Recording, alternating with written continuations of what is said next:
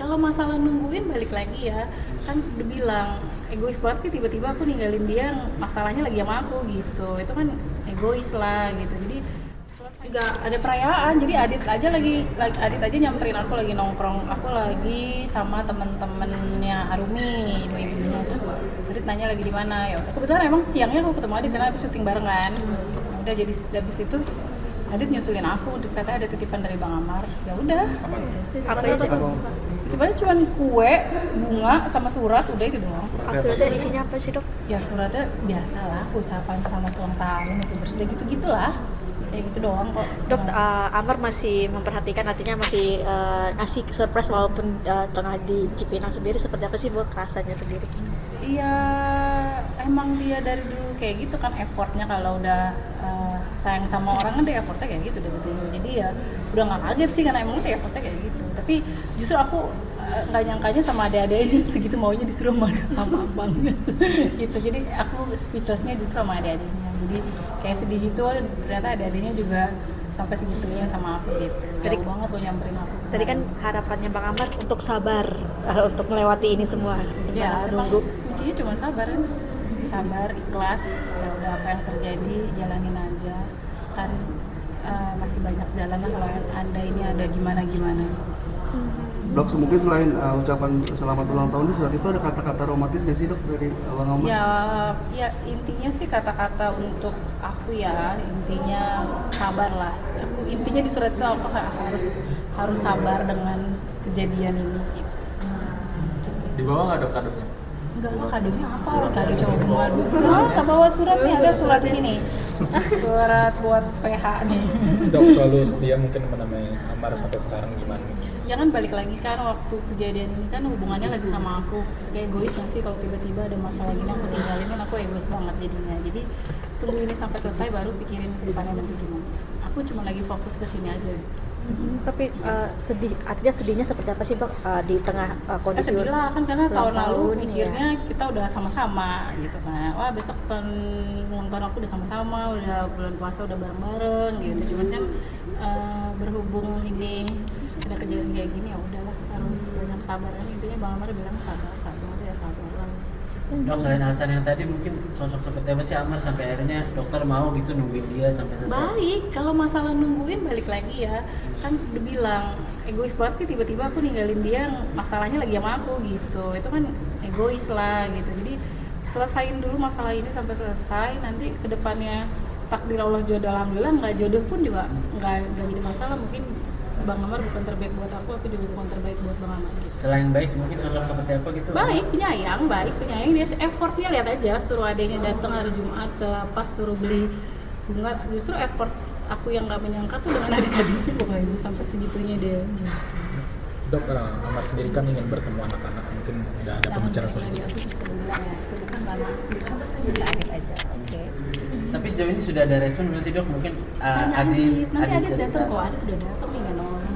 Tanya Adit deh, kalau soal itu aku udah selalu bilang ke Bang Amar, jangan nanya ke aku, tanya ke Adit aja untuk urusan itu, karena bukan ranah aku, bukan ranah aku dan belum ranah aku. Mungkin kalau aku udah jadi istrinya, kalian nanya nggak apa-apa, sekarang kan belum ranah aku.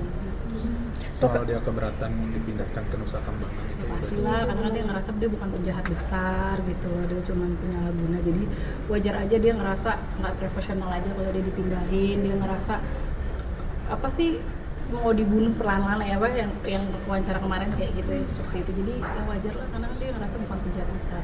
Jadi Mentalnya sempat terganggu nggak sih? pastilah, pasti. Waktu terakhir dikunjungin sama adiknya hari apa? Hari Senin lalu yang ada sidang itu adiknya cerita mentalnya jatuh banget saat denger dia mau dipindahin. Berarti dia berharap untuk tetap di. Yes, pasti. Sampai dia juga bilang mungkin kalau gue nanti dipindahin ini terakhir kali gue ketemu lo gitu. Pokoknya jadi sempet down gitu lah. Adalah pasti lah, pokoknya manusia sekuat-kuatnya orang pasti ada down gitu. Udah, oke? Nanti lanjut lagi. Pemirsa, setelah menjalani proses rehabilitasi selama kurun waktu 3 bulan, akhirnya mantan personil band Killing Me Inside, Onadio Leonardo alias Onat, keluar dari panti rehabilitasi dan bisa menghirup udara kebebasan. Saat keluar dan bertemu awak media, Onat dengan penampilan yang lebih cerah didampingi oleh istri tercinta, Baby Priscilia, merasa sangat bahagia dan terharu dengan kebebasannya. Happy banget akhirnya bisa pulang juga setelah 3 bulan di sini. Banyak pelajarannya, banyak gue yang harus gue bayar dengan banyak hal lah. Happy banget ini aku sampai gemeteran. Kisah pahit yang bermula pada Oktober 2025 lalu membuat ayah 2 anak ini harus mengalami banyak perubahan dalam hidupnya. Bahkan Onat harus mondar-mandir untuk berkonsultasi ke psikiater. Ada rasa penyesalan mendalam yang dirasakan Onat lantaran sempat berteman dengan barang haram. Banyak pelajaran gue ambil sih, bersyukur nomor 1. Gue olahraga, gue jauh lebih sehat. Gue juga banyak psikolog, maksudnya di sini nyediain semua yang gue butuh. Istri gue sorry banget jadi ikut-ikutan terlibat juga. Sempet digosipin bla bla bla, gue minta maaf juga. Jadi kurang lebih gitu sih. Meski diterpa ujian, namun Onat patut bersyukur karena sang istri begitu setia menemani Onat. Baby yang saat itu baru sebulan melahirkan anak kedua harus menghadapi masa sulit ditinggal suami lantaran terjerumus narkoba dan menjalani rehab. Namun sesuai janjinya, dengan setia, Baby menemani masa-masa sulit Onat selama menjalani rehabilitasi. Gini, gue itu menikah dengan Onat, gue berjanji kepada Tuhan, gue berjanji kepada diri gue akan bersama selamanya, gue akan bersama dalam susah dan senang, dan itu yang gue pegang. Selama 3 bulan juga, Baby otomatis menjalani 2 peran sebagai ibu sekaligus ayah untuk anak-anaknya. Meski begitu, Baby tak pernah absen untuk menjenguk Onat selama di panti rehab. Melihat ketegaran sang istri dengan nada bergetar menahan tangis haru, Onat mengucapkan terima kasih karena Baby tak meninggalkan dirinya yang saat itu berada dalam situasi terpuruk.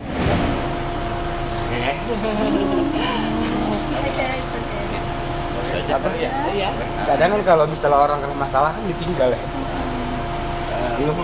Enggak lah, masa ditinggalin?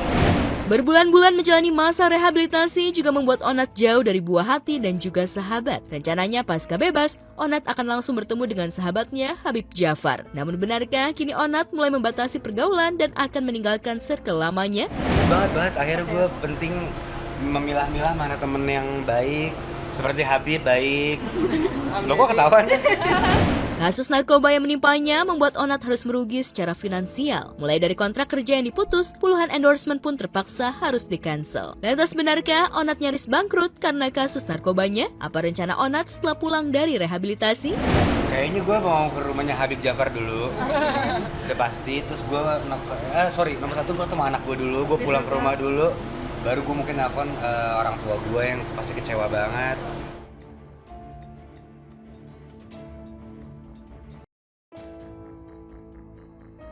Kesetiaan Camelia mendampingi kekasihnya Amar Zoni tengah menjadi sorotan lantaran diduga terlibat saling serang dengan Irish Bella, mantan istri Amar Zoni di media sosial. Keduanya terlibat saling berbalas komentar. Dalam unggahan di media sosial, beredar komentar yang diduga ditulis Ibel dengan kalimat menyindir, lucunya sampai segitunya padahal banyak laki-laki di dunia. Kalimat Ibel diduga tengah menyindir Camelia yang merupakan kekasih Amar yang begitu mati-matian membela mantan suaminya, bahkan rela mengeluarkan uang Rp500.000 setiap kali menjenguk Amar.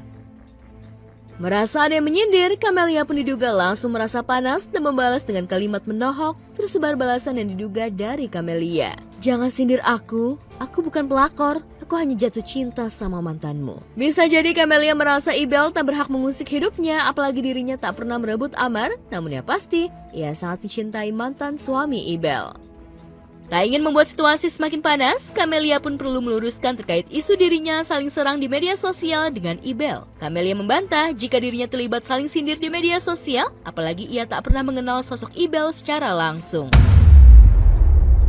Dokter bener gak sih kemarin di sosmed sempet jawab-jawaban sama Irish Bella tentang Enggak, aku nggak pernah ada hubungan apa-apa. Yang di belakang? Oh, enggak. Oke. Tidak ada. itu enggak ya? Tanya dia. bukan di sosmed Enggak ada.